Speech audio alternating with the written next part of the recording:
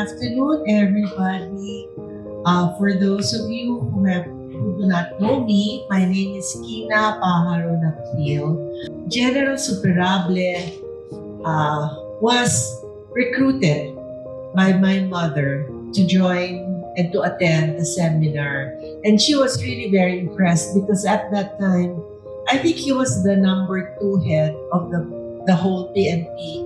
And during that time that he attended. So you can imagine how busy he was. And yet, he really made time to attend the seminar. And when he came back, he was really on fire. He was very encouraged to share what he learned, where he is. So, we rejoice. We are not saddened by his passing because we know where he is. And we're so happy. We thank you also for the other Hagay members who have come. I'm sorry, I may not know some of you because I was way ahead. kaming mga way ahead nun. But as many of you know, it was my late mother who really started the work of Hagay here. And Hagay is very special to us. Thank you again, our condolences. And we will never forget our dear Lieutenant General Andy Superable. We call him Super Able Andy. So when I became the chairman of the board after him, I think it's Bishop, Dr. Juan, and then another one, and Rainier, and then myself. So I became the chairman of the board. But during those times that I was on the board, kung may makulit, among others, they really want to find out how we are faring, how we are from a governance perspective. So, from time to time, either he would send you a letter or clarify how the institute, the association is coming. So even though he's been away for, I think before my term, I think he's been away for about more than 7 weeks or so. But I would see him in a number of meetings. Parang si Colonel, si Elmer, kung gugulo, pag magtatanong, si Elmer Silador was at the back. Anyway, so one of the things I remember distinctly was, among others, he would ask, how are we doing? What's happening with the association? And then when he found out, I remember when he found out that I'm still with the Central Bank as the advisor of the Central Bank. So from time to time, he would ask me on some of the economic aspect of that. Siguro sabi ko, ang dami siguro pinagat na kayamanan nito si Mano ang super able. No? So he would try to just get inputs about what's happening in the country. At the same time, where interest rate is coming o ano ba nangyayari from the foreign exchange. So, although yun yung mga snippets, ayun yung mga nare-recall ko about him. Good afternoon to everyone. I am Police Colonel Elmar Silador, retired. I still remember when Sir is in the provincial commander in Region 6 in Bacolod. I'm still a college student in UNOR.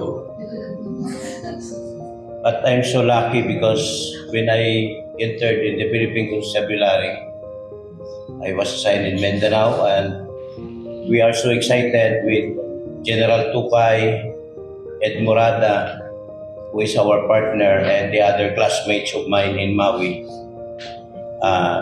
doing NS in different. We start in Bicol, then I just want to inform you that we have already a graduates of uniformed people in the Philippine National Police. I think we have already conducted more than 14 classes of NS during the term of my senior officer na nandito din ngayon, si General Mau Aplasca. When he was then the regional director of Region 4A. So hanggang ngayon po, we are continuing the training for our PNP. So we have lots of generals now who are graduate of our NS and even international training. So kami po yung sumunod na henerasyon kay Sir.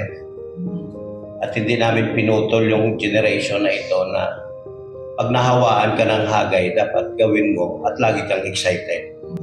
Because I think we need more people in the government to undergo the training so that we will know ano ba talaga ang plano ng ating Panginoon sa ating bansang Pilipinas.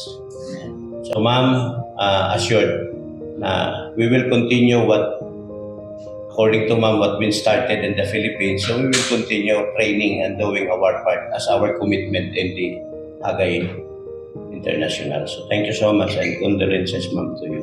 My wife is also here, ma'am Susan. Salamat po.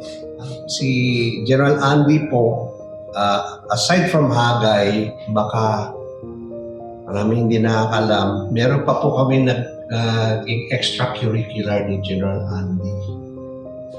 Ano na lang po to para makumpleto ang istorya niya. Si General Andy po ay naging close in aid ni Brother Eddie during his 2004 presidential bid. Meron po hindi nakakalam. Siya po ang close aid. Alam siya. Nagkasama po kami doon. Kaya two fronts po kami nagkasama ni General Andy.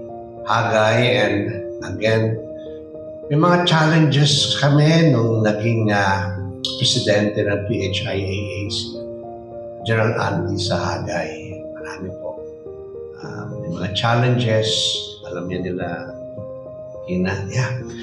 So, nakita ko po ang commitment, ang dedication ni Gerald Andy dahil talagang hanggang sa India magkasama po kami.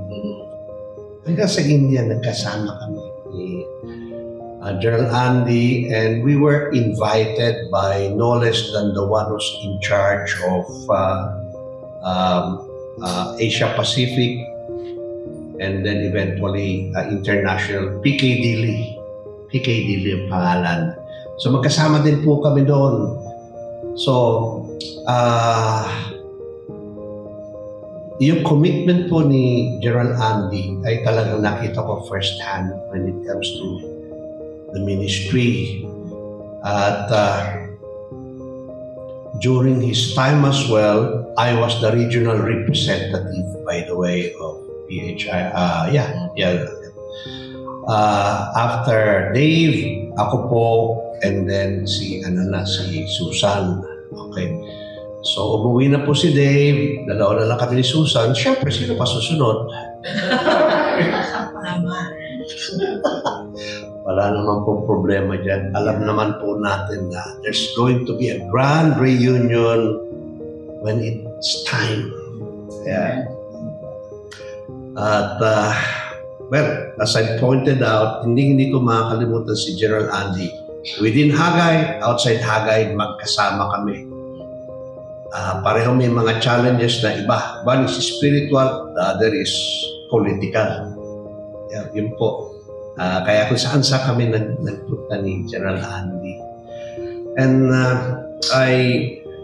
I guess, kung kakalkalin po natin ang history ng PHIAA, makikita ninyo yung mga strides, yung mga ginawang mga efforts ni General Andy when it comes to advancing God's kingdom in the Philippines through PHIAA. Kaya, sir, magkikita po tayo muli. Nauna lang po kayo. God bless. The chairperson of the board, and all of us in the board, pinapabot namin, ma'am, ang aming paikisa sa inyo.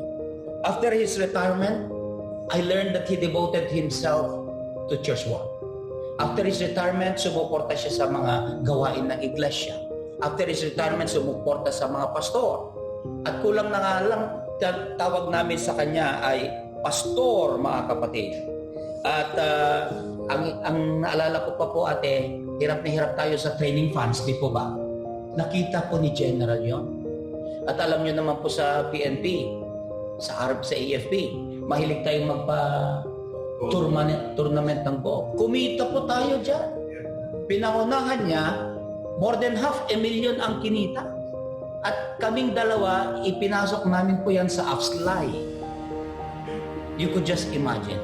And so, we know that his name, Andres Superable, he is really super able to do things for the Lord. Mga kapatid, titignan nyo yung guwapong picture ni Sir with 3 stars. Titignan nyo yung baba, kanyang pangalan. Pero merong dalawang date doon. The date of his birth and the date of his death. Alam niyo, napakaliit lang na dash yan. Liit lang na dash. But that dash is so meaningful. What he has done between his birth and his death. And the best decision that we can make in this in-between is to accept that we are sinners, ask for forgiveness, cleansing of his fresh blood, open our hearts, and receive him as our Lord and Savior. That exactly the General has done.